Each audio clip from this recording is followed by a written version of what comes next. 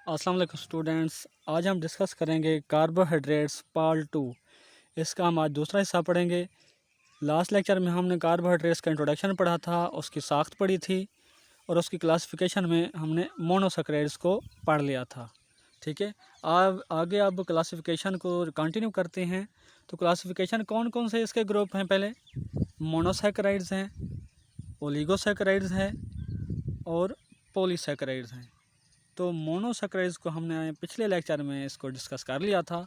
आज हम पढ़ेंगे ओलिगोसैकराइड्स और पॉलीसैकराइड्स। ठीक है, ओलिगोसैकराइड्स क्या हैं, इनकी क्या खसूसियात होती हैं?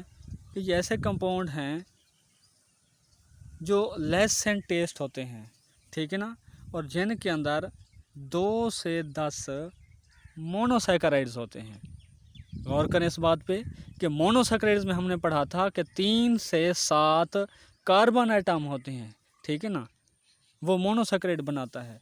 लेकिन ओलिगोसैकराइड में हमने क्या कहा है, 2 से लेकर 10 मोनोसैकराइड का जो मजमुआ होता है वो क्या कहलाता है? ओलिगोसैकराइड कहलाता है। ठीक है, अगर उसमें 2 मोनोसैकराइड इकट्ठे आपस में मिलते हैं तो वो डाइसैकराइड हो जाता है। अगर 3 मोनोसैकराइड आपस में मिलते हैं तो वो क्या हो जाता है? ट्राइसैकराइड हो जाता है। ठीक है, मिसाल के तौर पर ये एक मोनोसैकराइड्स है, इसके बाद एक और मोनोसैकराइड्स है, ये जब आपस में मिले हैं तो ये क्या हो जाता है? डाइसैकराइड्स। ठीक है, इस तरह ये मोनोसैकराइड्स, एक और मोनोसैकराइड्स और इसके बाद एक और मोनोसैकराइड, 3 मोनोसैकराइड जब आपस में मिलते हैं तो ये क्या हो जाता है? Try saccharides. ठीक है, 2 से लेकर 10 तक जितने भी मोनोसैकराइड आपस में मिलेंगे वो क्या कहलाएंगे? ओलिगोसैकराइड्स कहलाएंगे। ठीक है, अब यहाँ पे डायग्राम में देखें, मिसाल के तौर पर ये ग्लूकोज है, ये फ्रक्टोज है। ठीक है, ये दोनों क्या हैं? मोनोसैकराइड्स हैं। ये दोनों आपस में मिलते हैं, यहाँ पे H के साथ ऑक्सीजन है, यहाँ पे नहीं लगाया हुआ, मैं लगा देता हूँ। H के साथ क्या है? ऑक्सीजन है, O है। अब ये जब रिएक्शन करते हैं आपस में, ये मोनोसैकराइड्स और ये मोनोसैकराइड्स, तो क्या बनता है? डाइसैकराइड बन जाता है, जो कि क्या है? एक ओलिगोसैकराइड है। कैसे रिएक्शन करते हैं कि फ्रक्टोज से ये H और ग्लूकोज से ये OH, ठीक है, ये अलहदा हो जाते हैं और क्या बना देते हैं? H2O बना देते हैं, पानी बनाते हैं। यहाँ पे ये ऑक्सीजन बच गया है, ठीक है, और दरमियान में ये क्या हो जाता है? यहाँ पे C है और यहाँ पे ऑक्सीजन बच जाता है, O हो जाता है, ये CO लिंकेज बन जाता है। आपस में बांड बना के ये क्या कर लेते हैं? ग्लूकोज और फ्रक्टोज जो हैं ये डाइसैकराइड बना लेते हैं। ठीक है ना, CO लिंक बन जाता है। ये अब ये दरमियान में लिंक बनता है, उसे हम कहते हैं ये लिंकेज है, या हम कहते हैं ग्लाइकोजाइडिक लिंकेज है। पीछे हमने इसके बारे में पढ़ा था इंपॉर्टेंस ऑफ कार्बन में कि जब C और O लिंक आपस में मिलते हैं तो C और O जब ऑक्सीजन आपस में मिलते हैं तो क्या बनते हैं? ग्लाइकोजाइडिक लिंकेज बनता है। ग्लाइकोजाइडिक लिंकेज कब बनता है? जब 2 मोनोसैकराइड आपस में मिलते हैं। अब ये देखें, वहाँ से H और OH जो था, OH ग्लूकोज से और H कहाँ से था? फ्रक्टोज से। वो अलहदा होकर पानी बन गया और दरमियान में क्या बची थी? ऑक्सीजन बची थी। अब ये क्या बना रहा है? बांड बना रहा है। ठीक है, इनके दरमियान क्या बन गया है? ये जो लिंक है ऑक्सीजन का, और यहाँ पे ये कार्बन है, ये ऑक्सीजन है, ये फिर कार्बन है, तो यहाँ पे CO लिंक इसको कहते हैं। तो ये कौन सा लिंक है? इसे हम कहते हैं ग्लाइकोजाइडिक लिंक या ग्लाइकोजाइडिक लिंकेज। ठीक है ना, या glycosidic bond between 2 monosaccharide is called glycosidic linkage. इसके बाद ये जो ओलिगोसैकराइड्स होते हैं ये फंक्शनली इम्पोर्टेंट हैं। इनमें से कौन कौन से हैं? माल्टोज है, सक्रोज है, लैक्टोज है। मोस्ट कॉमन जो पाई जाती है ओलिगोसैकराइड्स वो सक्रोज है, जिसको केन शुगर कहते हैं, जो घरों में चीनी इस्तेमाल होती है। ठीक है, वो सक्रोज है। ग्लूकोज क्या करते हैं? ग्लूकोज और फ्रक्टोज, ठीक है, ये जो सक्रोज है वो कहता है ये हाइड्रोलाइसिस के ऊपर, मतलब इसको जब तोड़ा जाए पानी की मौजूदगी में हाइड्रोलाइसिस की जाए तो ये क्या करते हैं? Give glucose and fructose. ठीक है ना, give glucose and fructose on hydrolysis, कि पानी की मौजूदगी में जब इसको तोड़ा जाता है तो ये दोनों कंपाउंड फिर दोबारा अलग हो जाते हैं, इनको हम हासिल कर लेते हैं। इसके बाद है पॉलीसैकेराइड्स। पॉलीसैकेराइड किसे कहते हैं? पॉली से मुराद है कई, और सैकेराइड से मुराद है शुगर या कई शुगर का मजमुआ, जिसमें सीवरल आ जाए, उसमें 10 की शर्त ना हो। ओलिगोसैकेराइड में हमने कहा था 2 से 10 तक, 2 से 10 तक, लेकिन पॉलीसैकेराइड में क्या होता है 10 से ज़्यादा कई आ जाते हैं। जो शुगर का मजमुआ कंपाउंड होते हैं वो क्या कहलाते हैं? पॉलीसैकेराइड्स कहलाते हैं। इसकी खसूसियात हम पढ़ते हैं। खसूसियात क्या हैं इसकी? कि ये कम्प्लेक्स और अबंडेंट इन नेचर होते हैं, कसरत से पाए जाते हैं नेचर के अंदर, और टेस्ट लेस होते हैं। स्पेयरिंगली सॉल्युबल इन वाटर होते हैं, बहुत मुश्किल से सॉल्युबल हो सकते हैं। कोई एक्स्ट्रा हीट अप्लाई करें, कोई एक्स्ट्रा हम इसके ऊपर फोर्स अप्लाई करें, तब ये क्या हो सकते हैं?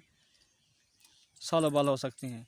ब्रांच्ड और अनब्रांच, ये ब्रांच्ड भी होते हैं, ब्रांच में भी पाए जाते हैं, और बग़ैर ब्रांच के भी पाए जाते हैं। ठीक है, इसका जो मॉलिक्यूलर वेट होता है वो हाई होता है। ये जो पॉलीसैकेराइड्स होती हैं सीवरल मोनोसैकेराइड्स का मजमुआ होते हैं। पहले हमने कहा है कि ये क्या है? कई मोनोसैकेराइड्स का मजमुआ होते हैं, और ये जो मोनोसैकेराइड जो हैं आपस में जुड़े होते हैं, लिंक होते हैं ग्लाइकोसिडिक लिंकेज के ज़रिए। ग्लाइकोसिडिक लिंकेज मतलब ग्लाइकोसिडिक बॉन्ड पाया जाता है। मोनोसैकेराइड्स के दरमियान जो बॉन्ड पाए जाते हैं, मोनोसैकेराइड जब आपस में पॉलीसैकेराइड बनाने के लिए जुड़ते हैं तो उनके दरमियान जो बॉन्ड होता है CO बॉन्ड, उससे हम कहते हैं ग्लाइकोसिडिक बॉन्ड पाया जाता है। और क्या बनाते हैं? ये पॉलीसैकेराइड्स बनाते हैं।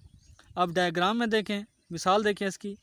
ये एक मोनोसैकेराइड्स है और ये एक क्या है? मोनोसैकेराइड्स है।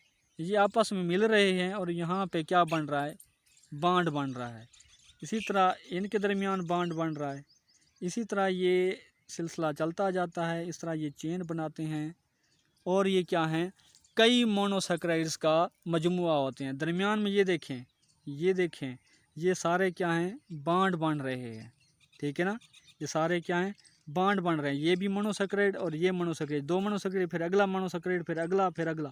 इनके दरमियान जो बॉन्ड हैं इनको हम कहते हैं ग्लाइकोसिडिक लिंकेज। ग्लाइकोसिडिक लिंकेज या glycosidic bond between 2 monosaccharides. Monosaccharide के दरमियान जो बॉन्ड बन रहा है इसे हम कहते हैं ग्लाइकोसिडिक बॉन्ड कहलाता है। ये इस तरह ग्लाइकोसिडिक बॉन्ड के ज़रिए मोनोसैकेराइड जुड़ते हैं, और कई मोनोसैकेराइड इस तरह जुड़ जाते हैं तो क्या बनाते हैं? पॉलीसैकेराइड्स बनाते हैं। ठीक है, इसकी एग्जांपल कौन कौन सी हैं पॉलीसैकेराइड्स की, वो हम डिस्कस करते हैं। एग्जांपल इसकी स्टार्च है पहली। ठीक है, स्टार्च जो है ये कहाँ कहाँ पाई जाती है? Found in fruits, grains, seeds, tubers कहते हैं ये आलू जो होता है।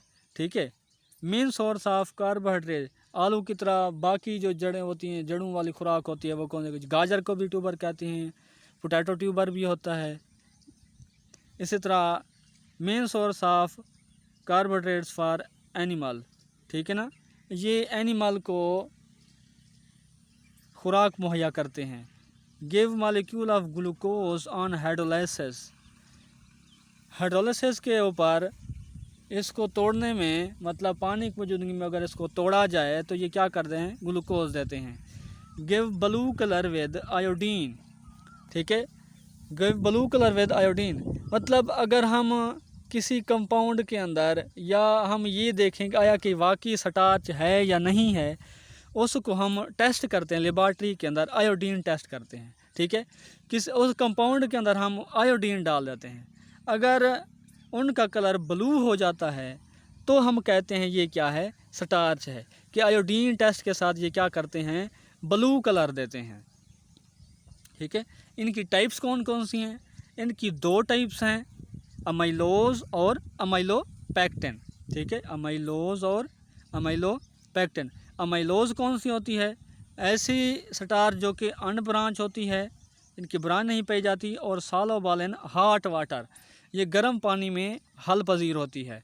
ठीक है, इसके बाद अमाइलोपेक्टिन कौन सी होती है? अमाइलोपेक्टिन ये ब्रांच्ड होती हैं और इनसॉल्युबल होती हैं हॉट एंड कोल्ड वाटर। ये दोनों के अंदर गर्म और ठंडे पानी दोनों के अंदर क्या होती हैं? गैर हल पजीर होती हैं। ठीक है, इसके बाद है ग्लाइकोजन। ग्लाइकोजन किसे कहते हैं कि ये एनिमल स्टार्च जो है वो ग्लाइकोजन होती है। इसको एनिमल स्टार्च क्यों कहते हैं? क्योंकि ये जानवरों के अंदर स्टोरेज कंपाउंड के तौर पर काम करती है। जिस तरह स्टार्च जो है पौधों में स्टोरेज कंपाउंड के तौर पर काम करती है, खुराक ज़ख़ीरा करती है, इस तरह ग्लाइकोजन जो है जानवरों में क्या करती है, खुराक स्टोर करती है। तो इसलिए इसको एनिमल स्टार्च का नाम भी दिया जाता है। चीफ स्टोरेज कंपाउंड है कि इनके अंदर, एनिमल्स के अंदर, found in liver and muscle. ठीक है, लीवर में भी पाई जाती है, मसल में मिलती है, और give red colour with iodine. अब ग्लाइकोजन की मौजूदगी जांचने के लिए अगर हम इसके अंदर आयोडीन डाल दें तो ये क्या कर देगा, इसका कलर जो है रेड हो जाएगा। ठीक है, आयोडीन टेस्ट के साथ इसका कलर जो है रेड होना ये ग्लाइकोजन की मौजूदगी का सबूत देता है। ये भी क्या करती है, give glucose on hydrolysis. Hydrolysis करने के ऊपर ये क्या करती है, ग्लूकोज देती है, टूट जाती है ग्लूकोज के अंदर। ठीक है, आगे है सेलुलोज। सेलुलोज कौन सी है? Most abundant carbohydrates in nature. कुदरती तौर पर बहुत ज़्यादा पाई जाने वाली जो कार्बोहाइड्रेट्स है वो सेलुलोज हैं। ये काटन जो है, कपास जो रुई होती है वो उसकी प्योर फार्म है। इसके अगर कंपोजिशन देखें रुई की, कपास की, तो उसमें क्या होता है, प्योर सेलुलोज होता है। ये क्या करते हैं, ये दरअसल main components of cell wall of plants हैं। ठीक है, प्लांट के सेल वॉल की अगर हम कंपोजिशन देखें तो वो क्या है, उसका मेन हिस्सा है, उसके स्ट्रक्चर काफ़ी सारी कैसे बनी होती है, कार्बोहाइड्रेट से बनी होती है। हाईली इनसॉल्युबल इन वाटर, पानी के अंदर ये क्या है, गैर हल पजीर हैं। गिव ग्लूकोज ऑन हाइड्रोलिसिस, ये भी हाइड्रोलिसिस के ऊपर तो पानी की मौजूदगी में तोड़ने पर क्या करते हैं, ग्लूकोज देते हैं। Human digestive track can not digest, cellulose को जो इंसानी निज़ाम है ये हज़म नहीं कर सकता। ठीक है, लेकिन हर्बीवोर जो हैं वो ख़ास क्या करते हैं, इसको हज़म कर सकते हैं, डाइजेस्ट कर सकते हैं। क्यों कर सकते हैं? क्योंकि उनके स्टमक के अंदर कुछ माइक्रो ऑर्गेनिज्म पाए जाते हैं जो कि सेलुलोज को तोड़ सकते हैं। इसके बाद समरी के इस पूरे टॉपिक में आज हमने क्या क्या डिस्कस किया था। फर्स्ट ऑफ ऑल हमने डिस्कस किया था ओलिगोसैकेराइड्स को। ओलिगोसैकेराइड्स क्या हैं कि 2 से 10 मोनोसैकेराइड्स का जो मजमूआ कार्बोहाइड्रेट्स होते हैं मोनोसैकेराइड्स का, वो क्या कहलाते हैं, ओलिगोसैकेराइड्स होते हैं। इनकी स्ट्रक्चर हमने पढ़ी थी ओलिगोसैकेराइड्स की। इसके बाद हमने पॉलीसैकेराइड्स को पढ़ा था। पॉलीसैकेराइड्स में हमने क्या पढ़ा था, पॉलीसैकेराइड में उसके करैक्टर देखे थे कि कौन कौन से करैक्टर्स होते हैं उसकी, उनकी स्ट्रक्चर हमने पढ़ी थी। फिर इसके बाद उसकी एग्जांपल पढ़ी थी। एग्जांपल के अंदर हमने स्टार्च वगैरह पढ़ी, ग्लाइकोजन पढ़ी, और सेलुलोज के करैक्टर वगैरह जो है ना हमने बारी बारी देखे। ठीक है, तो स्टूडेंट्स आज के लिए इतना ही। इंशाल्लाह अगले लेक्चर में हम लिपिड्स को डिस्कस करेंगे। बहुत बहुत शुक्रिया।